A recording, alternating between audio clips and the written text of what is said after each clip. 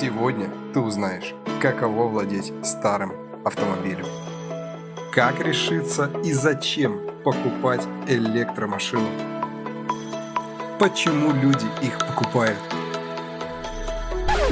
Первый кадр у нас будет с этой камеры, Загораживать колеса, не загораживать, поэтому мы отходим сюда, ты туда. чтобы не повернуться задницей туда или туда. Короче, задница тут, везде задница. Вот твоя камера. Вот это. Да, не уходи никуда. Мы сейчас встретимся, поздороваемся, и дальше уже полная импровизация. Что ты, черт побери, такое несешь? Ариэль, приветствую тебя. Привет, Владимир. Привет, Рад тебя видеть. Ребята, сегодня необычный выпуск. Сегодня ко мне приехал гость. Он очень интересный, открытый, добрый человек. Сколько ты проехал сюда километров, чтобы встретиться? 200. Расскажи вкратце о себе. Чем занимаешься, как долго ты живешь в Германии и прочее. Так. Я сам водитель грузовика, работаю на 40-тоннике. Все это время, сколько я в Германии живу. В Германии я нахожусь чуть больше 10 лет. Ребята, для чего мы здесь встретились? У Ариэля есть вопросы. Он взял себе машину. И самое, что интересно, почему я захотел это записать, как он мне сказал, я, говорит, просто ничего не понимаю. Вот реально, да, это новое, это что-то вообще непонятное. Но самое, что интересно, что я заметил, он сюда приехал. То есть, значит, как машина, ее можно использовать, это проблем нет. Но всякие тонкости и нюансы, сегодня мы зададим друг другу вопрос. Что ответит Ариэль на мои вопросы, и также есть у Ариэля вопросы ко мне. Если ты не против, я подготовил бумажку. На чем ты ездил в основном раньше? Какой у тебя опыт? Я всегда смотрел на бюджетные автомобили. Мой первый автомобиль в Германии был Opel Corsa, так как говорится, из-за маленького бюджета, бензин 1.0 98 года. Я на ней недолго тут у тебя по району катался, потому что работа, дом. Поскольку новенький человек я в Германии был, даже не знал, куда я еду. Где Франкфурт, где Нюрнберг, где север, где юг. У меня также. Как-то поехал я на север в Дуйсбург, было дело, и оттуда на трале вернулся обратно. Тот трал и та машина, в конце концов, не обошлась такая, что можно было купить другую. Офигеть. Он приехал и привез меня с Дуйсбурга до Вюрцбурга. Ага. Это еще, как говорится, по дешевке. Но ремонт, все это, мне потом сказал, надо взять что-нибудь получше. Год прокатался, продал машину за 50 евро на запчасти. Сколько? За 50 евро. 50 евро, ребят. 50 евро, даже телефон дороже стоит. Обалдеть, 50 евро. А что там телефон? Ну, у меня 1 бак бензина стоил дороже. Что тебе больше нравилось, дизель или бензин? Дизель на дальнике, он экономичнее. Ну, в этой ситуации мы просто мы уже здесь наши полномочия все окончены. Ты знаешь, я приехал со стран СНГ бывших, вот, и у нас есть такая поговорка. Это здесь в Германии все ездят на новых ухоженных машинах. Да. У нас, знаешь, как дизель называют? Дизель не экономит, а дизель дает взаймы. А потом под проценты надо возвращать. Совершенно верно. Вот эти ремонты, знаете, там колечки залегли, вот эти вот под форсунками медные там всякие, да, там чего только нет, там столько нюансов может быть. У тебя банально даже дизель может, из-за вот этой маленькой прокладки может пойти дизель прямо в двигатель в масло. Вот, это просто, это жесть ремонтировать. На тот момент, когда я покупал дизель через год, я себе взял Seat Alhambra 1.9, дизель 131 PS. И во всех странах СНГ вот эти двигателя имели хорошую репутацию. Якобы они выносливые, хорошо едут, не ломаются и так далее. Ну и я всегда подумал, простая комплектация, нет электроники много. То, что у нас считалось, это огромный плюс. Ну и в случае какой-то поломки, у нас сервис не такой уж дорогой. Я прокатился на этой машине где-то 3 года. Начались проблемы по ходовой, тормоза поменял, вкладывал и так далее. Потом у меня сломалась в Румынии, когда я ехал на родину, сломалась турбина. В горах связи нет, ничего нет. Тогда был с семьей, с маленьким ребенком в машине. Ну и в связи с этим остановился у гостиницы. Гостиница, трал, все это, выезд до границ с Молдавией, там есть город Ясы. Тогда мне это путешествие на Молдавию, мне обошлось там, по-моему, чуть больше 1500 евро. За машину сам я дал 3,5. Ну, думал, я покатался, нет, как говорится, и мне тоже надо платить за такое удовольствие. Поехал в Молдавию, уже оставил машину, поехал на автобусе, поехал в Молдавию, все-таки взял другую, нашел трал, эвакуатор, все, приехал, забрал, отвез в Молдавию, отремонтировал, так же, как я и рассчитывал, что мне поломка обойдется недорого. Там я, по-моему, за 300 евро я все решил. Покатался я в Молдавии, все хорошо, возвращаясь обратно, у меня пошла вода, точнее быть, тосол из охлажденной системы пошел в двигатель. А это уже финиш. И я просто подумал, попадос по дороге, попадос ремонт, до этого полуоси, все это привод поменял. Я сам, поскольку, как говорится, человек, который, если руки растут откуда надо, если что-то я могу сделать, я сам меняю. Когда я увидел, что уже и такой попадос, но я не мастер, как говорится, на двигателях, на таких более серьезных вопросов, я решил, что пора ее давать. Продал за 1500. Сколько вложил? Сколько вложил, как минимум. Продал, спасибо. Взял Ford Galaxy. Следующая машина, это третья машина моя в Германии. В течение первых 1,5-2 года я где-то 3-3,5 в ней сувал. Из кармана вытаскивал. Еще ежегодный налог, соответственно. Само собой. 335 евро. 335. То есть Да. еще плюс 700 туда уже мы имеем 4. Само собой. Я тебя понял. Меня то, что выручало, то, что многое, что я в ней менял, именно по ходовой части, тормоза, масло, фильтра, это я сам меняю. Ариэль, как ты до такого докатился? Машины на батарейках. У тебя в детстве достаточно было детских игрушек, знаешь, на пульт управления и прочее. Как ты до этого дошел? Детство у меня, конечно, было бедное. Аналогично. Прям встретились. Как Советский Привет. Союз. Даже телевизор и то не у всех был. Мне надо было машину. Я начал искать, кому-то обращался, кому-то из коллег по работе, и мне помогли. Я даже не знал, как это на Чек-24 здесь в Германии, как арендовать машину. Но мне надо было через 2 недели ее брать. Я сделал, назначил время, термин сделал, и когда приезжаю туда, машины нет. Что делать, говорю, я вам деньги заплатил, все перевел, все сделал, как вы просите. Что они мне говорят, ее нет, не привезли, но у нас для вас есть другая машина. Так. Мы выходим у них там на парковке, и стоит Volvo Polestar. Я смотрел на нее как на, не знаю, Polestar это электрическая? электрическая машина, скажем так, я видел только в рекламе, но чтобы приближаться к ней вот так, чтобы и сесть, и ехать вообще, как-то на что-то неординарное. Я сажусь, думаю, что да как, куда тыкнуть, где коробка, куда, что, фары, поворотники, вообще. Благодаря тому, что со мной был парнишка, он говорит, слушай, давай тут нажмем, давай это так, давай это так. Вот так мы и сели и поехали. Окей. Первый мой опыт, было Volvo Polestar, я поехал, она так в районе 7 секунд плюс-минус. Ей было полгода в машине, но мне она понравилась, как она ездила. Первый раз, первое ощущение, мне она понравилась. Но то, что не понравилось, что взял, просто они мне дали с зарядкой, которые от обычной розетки на 220. Я просто офигел, что они мне дали такую дорогую машину по цене за этот Opel, который я его забронировал. Да, это же аренда. Да, это аренда, я не купил, я взял в аренду.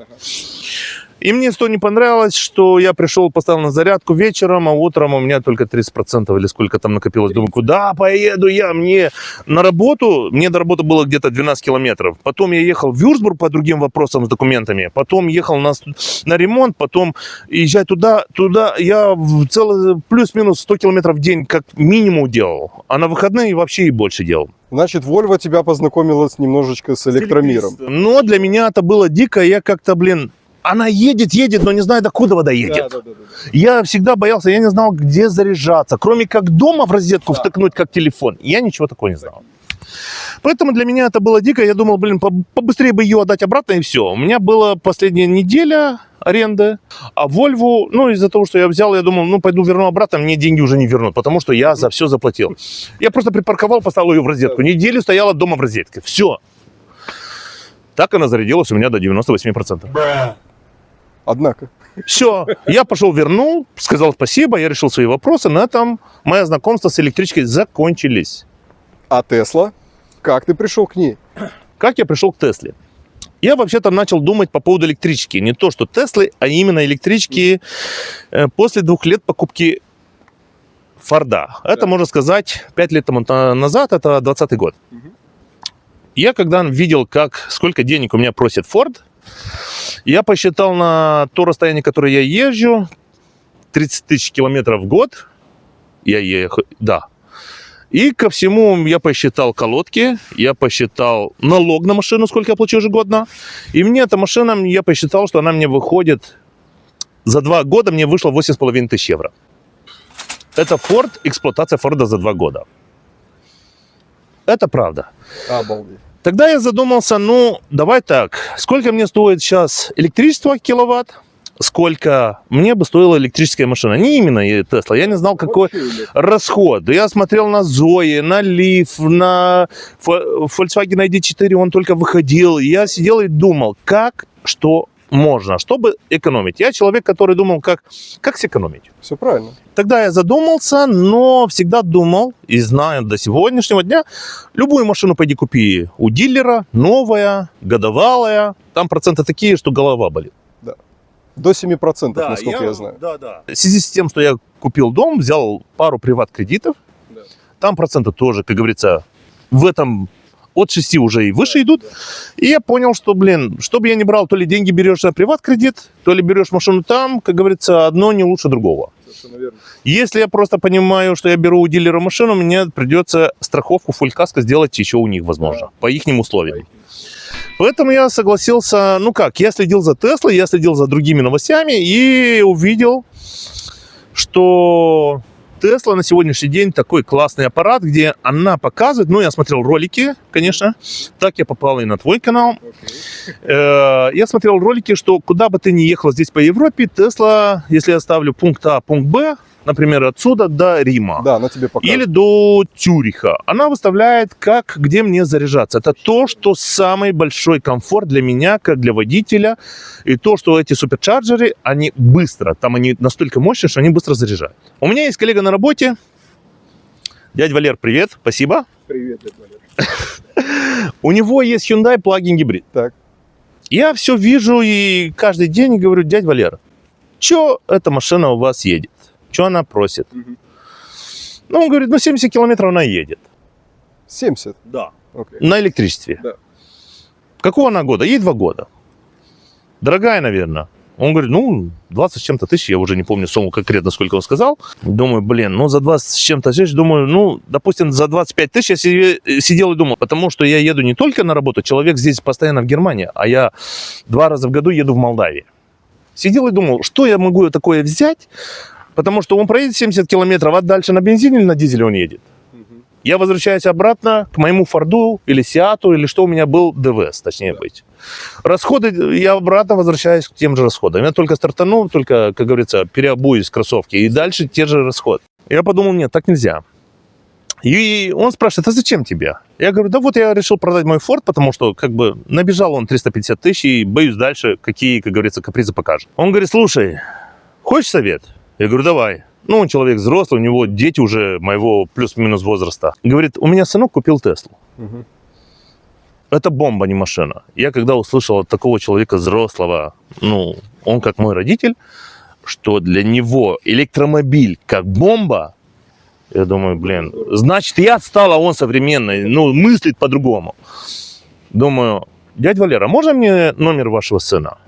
Он говорит, да, конечно. Я его набрал, договорился о встрече, приехал посмотреть. Я не думал, что мы выйдем куда-то покататься, сделать круг. Я приехал посмотреть, он говорит, давай садись. Я говорю, куда садись? Я боюсь, у тебя такая шикарная машина, ты что? Он говорит, садись. Я сел рядом, я посмотрел, я как будто, не знаю, в таком космическом шаттле, такой комфорт в ней, я в дорогих машинах не садился. Это не BMW X7 или какие-то еще там Lexus, Mercedes. Я в них не садился. Причем просто. Они стоят гораздо дороже этой машины. Совершенно верно. Да. Он взял такую же простую версию, Long Range, которая она проезжает 600 километров по версии производителя. У тебя задний привод, максимальный запас хода, правильно? Совершенно верно. Okay. Вот. И я говорю, что стоило и так далее. Он говорит, да заходим на сайт и вот смотри. Я говорю, хорошо. Какую-то опцию? Он говорит, нет, просто колеса, чтобы были на 19, чтобы она была мягче. Меню на немецком, и он шарит в этом. А я смотрю, как на красивую картинку, думаю, ты, конечно, знаешь все это, а я что, у меня коробка тык-тык, и для меня это Он говорит, теперь садись ты. Я говорю, как я? Это же не моя машина, ты что, она стоит кучу денег, как это? Говорит, ну ты садись в том случае, если ты решил в самом деле купить электричку. Тесла, не Тесла, это тебе решать. Я говорю, а можно? Он говорит, садись, я тебе сам говорю. Ну, я сел. Я говорю, как трогаться? И сам поднимает рычаг, как ехать. Думаю, нифига, я даже не заметил, где он нажал, если честно. Я просто этот руль, этот монитор, это вот так сидел, смотрел на все это, да, а он там, пык, все, езжай, нажми на педаль.